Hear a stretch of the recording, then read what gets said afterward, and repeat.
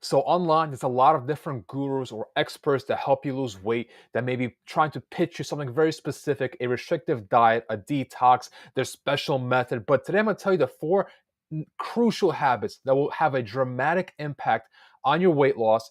And before I get into this, just like the video and comment down below how much weight you have to lose so that I can understand you better. And hopefully this video gives you some kind of help or advice that will get you to start seeing better results. And the first crucial habit that will have a drastic impact on your weight loss, it's not a diet or a detox. And if you're looking for that, you might as well just click off the video because this is nothing like that. The first crucial habit that will have a drastic impact on your weight loss is having the knowledge or the understanding of how much you're eating or what you're eating. I'll give you an example. How many times have you caught yourself in a very, you know, yo-yo cycle type of mindset of I feel like I ate not that much last week. I wonder why I'm not losing weight. Or I felt like I did pretty good this week, but I'm not losing weight. And this constant guesstimation or guessing is just what's stopping you from losing weight. So the first thing that was I would strongly suggest, if there's anything that you focus on, is just have an understanding of how much food you're eating or what food you're eating by means of tracking it, logging it, taking different kinds of photos of your food, writing it down on a piece of paper, whatever route is easiest for you, the path of least resistance. Because the worst thing that you can do is think that you ate not that much and then wonder why you're not losing weight when in reality you're actually eating way more than you think you're eating. So it's worth it to spend some time to understand nutrition, understand what you ate and what you're eating now, because not only do you get a better understanding of how much you ate, but if you know that, you have to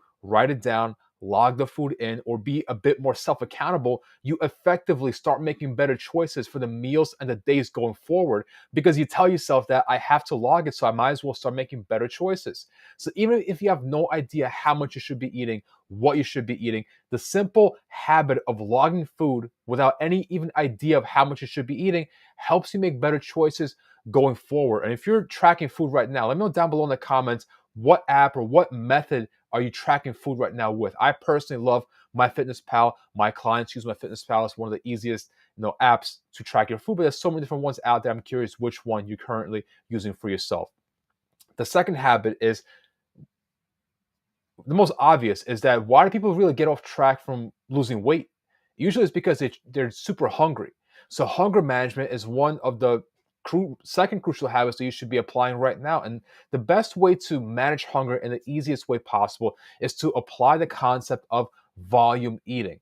Volume eating, what it essentially means is how do you fill yourself up with as much volume of food as possible for the least amount of calories? That's it. So that usually means more fruits and vegetables, more lean proteins, more liquids, not liquid calories, but liquids. Maybe instead of eating carbs from potato chips or ice cream, now your carbs are coming from potatoes, maybe beans, apples, tomatoes, stuff like that. Because if you fill yourself up for the least amount of calories, you're effectively allowing yourself to not have the opportunity to be as hungry as if you were to fill yourself up with much smaller volumes of food that have more calories, because calorically dense foods is what you're trying to stay away from if you're trying to lose weight.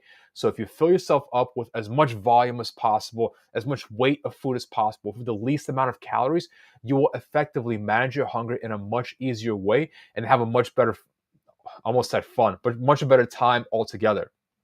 And the third crucial habit is to increase your weekly activity or average activity level, because weight management, whether it's weight gain or weight loss, comes down to two factors. It's how many calories are you consuming and how many calories are you expending.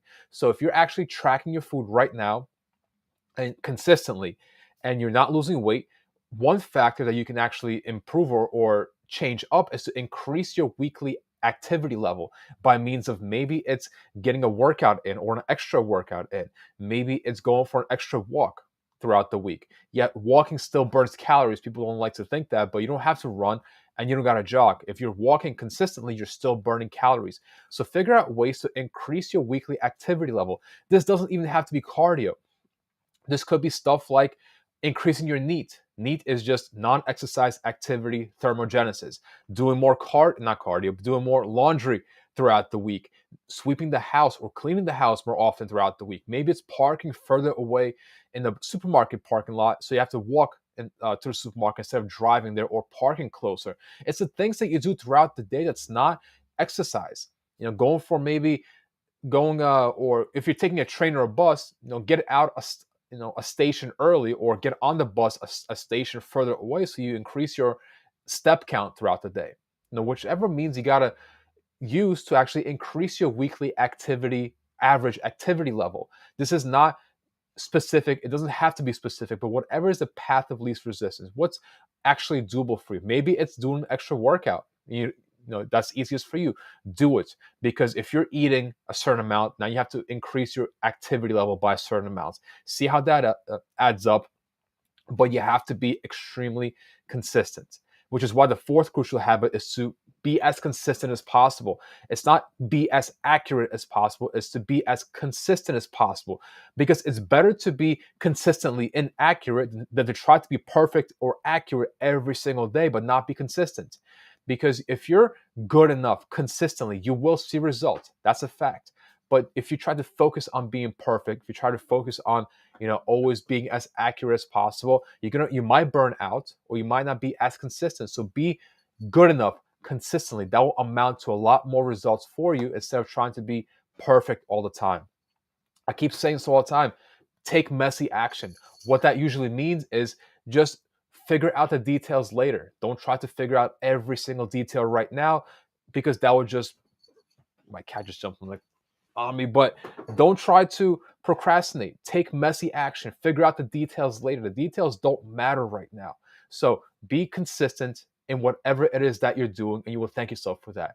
And these are 4 crucial habits that will drive the most of your weight loss progress. And I guarantee it, if you just apply any of these 4, you will see an effect and start seeing results immediately.